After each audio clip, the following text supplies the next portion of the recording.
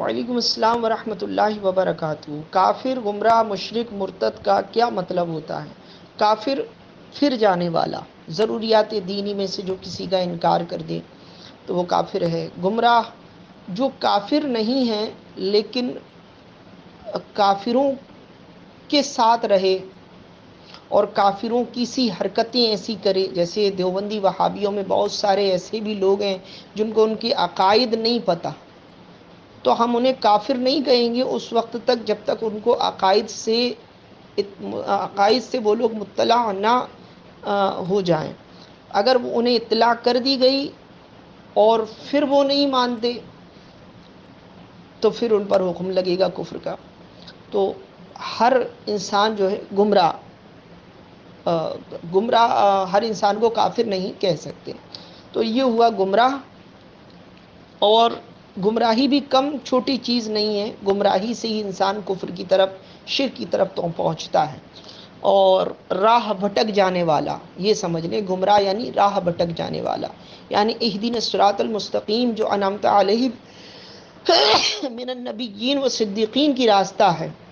جیسے دیوبندی وہابیوں کے ساتھ کوئی اٹھنے بیٹھنے لگے تو کہیں گے کہ یہ گمراہ ہو گیا، ہم اس پر حکم کفر نہیں لگائیں گے جب تک وہ اس کو ان کے عقیدے کی خبر نہیں ہے۔ سمجھ رہے ہیں بات کو؟ تو یہ گمراہ۔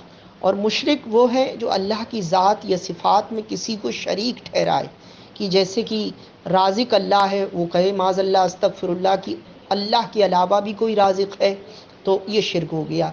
اب جیسے اللہ پروردگار رب العالمین ہے، وہ کہے کہ نہیں دوسرا بھی کوئی رب العالمین ہے، یہ گمان بھی آ گیا، کہنا تو دور کی بات ہے، خیال میں بھی آ گیا، تو بھی بندہ کافر ہو جائے گا، مشرک ہے، یہ شرک ہو گیا، اس نے اللہ کے ساتھ کسی کو شریک کیا۔ تو اللہ کی ذات اور صفات میں کسی کو شریک کرنا، یہ اور اس کو خدا ماننا، خدا کی طرح ماننا، خدا جیسا ماننا، یہ شرک ہے۔ اب بات یہ آتی ہے کہ بہت سے لوگ یہ کہتے ہیں کہ اللہ کے سوا کسی سے نہ مانگو، یہ بھی شرک ہے۔ تو اس میں ایک پوائنٹ ہے، جہاں شرک ہوتا ہے وہاں فرق نہیں ہوتا، اور جہاں فرق ہوتا ہے وہاں شرک نہیں ہوتا، یہ ہمیشہ یاد رکھیں۔ اب جب ہم غیر اللہ سے مانگتے ہیں، یعنی بزرگان دین سے مانگتے ہیں، جیسا کہ ہم اہل سنت والجماعت کا عقیدہ ہے کہ اللہ کی عطا سے حضور علیہ السلام بھی دے سکتے ہیں، جیسا کہ حدیث پاک میں آتا ہے، حضور نے فرمایا اللہ معطی وانا قاسم، جیسا کہ قرآن مقدس میں خود اللہ رب العزت فرماتا ہے کہ اللہ اس کا رسول جو تمہیں دے دے، جو تمہیں دے دیں وہ لے لو، اور جس سے روک دیں، منع فرما دیں تو اس سے رک جاؤ۔ تو اب یہ تو قرآن کی نص سے ہمیں بے شمار دلائل بزرگان دین کی تصرفات اور ان کے اختیارات جو اللہ نے انہیں دیے ہیں وہ پتہ چلتے ہیں۔ تو اب میرا کہنے کا مطلب یہ تھا کہ شرک کسے کہتے ہیں؟ اب جہاں فرق آ جائے وہاں شرک نہیں ہوتا۔ میں نے ابھی بتایا نا، شریک یعنی کہ دوسری کوئی چیز نہ ہو، اور جہاں فرق آ گیا وہاں شرک نہیں ہو، جہاں فرق نہیں ہے وہاں شرک ہے۔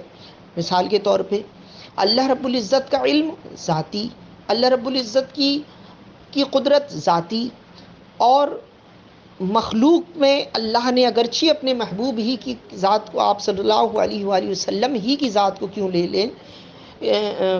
لیں، ہمارا عقیدہ یہ ہے کہ آپ صلی اللہ علیہ وسلم جو جانتے ہیں وہ اللہ کی عطا سے جانتے ہیں۔ اللہ عز و جل کا علم لامحدود، اور حضور علیہ الصلاۃ والتسلیم ہو یا کوئی ولی اللہ ہو، ان کا علم کی حد اللہ جانتا ہے۔ تو اب یہ فرق آ گیا، تو اب فرق آ گیا تو شرک نہیں ہے۔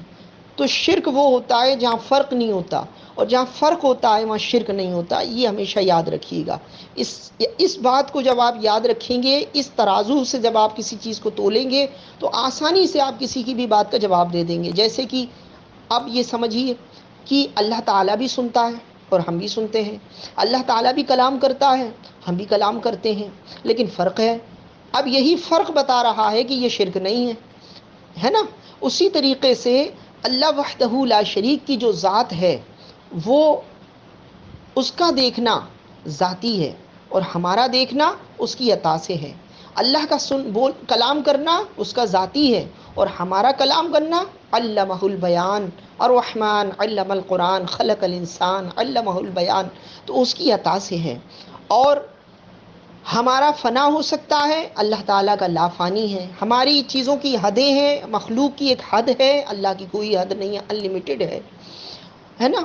تو یہاں فرق آ گیا، وہاں شرک نہیں ہے. تیسرا آپ نے مرتد کے بارے میں پوچھا، تو مرتد اسے کہتے ہیں معاذ اللہ جو ایمان لائے اور پھر کفر یا شرک کر بیٹھے، یا ضروریات دین سے کسی بات کا منکر ہو جائے، معاذ اللہ الیاذ باللہ، استغفر اللہ، یا پھر اللہ نہ کرے کہ وہ حضور علیہ الصلوۃ والتسلیم کی یا اللہ کی شان میں گستاخی کر بیٹھے، جیسا کہ دیوبندی، وہابی، شیعہ وغیرہ، ان لوگوں نے اللہ اور اس کے رسول کی شان میں توہین کی، یا ضروریات دینی میں سے کسی بات کا انکار کر بیٹھے، تو اس کو مرتد کہتے ہیں. امید ہے کہ آپ کو میری بات سمجھ میں آ گئی ہوگی.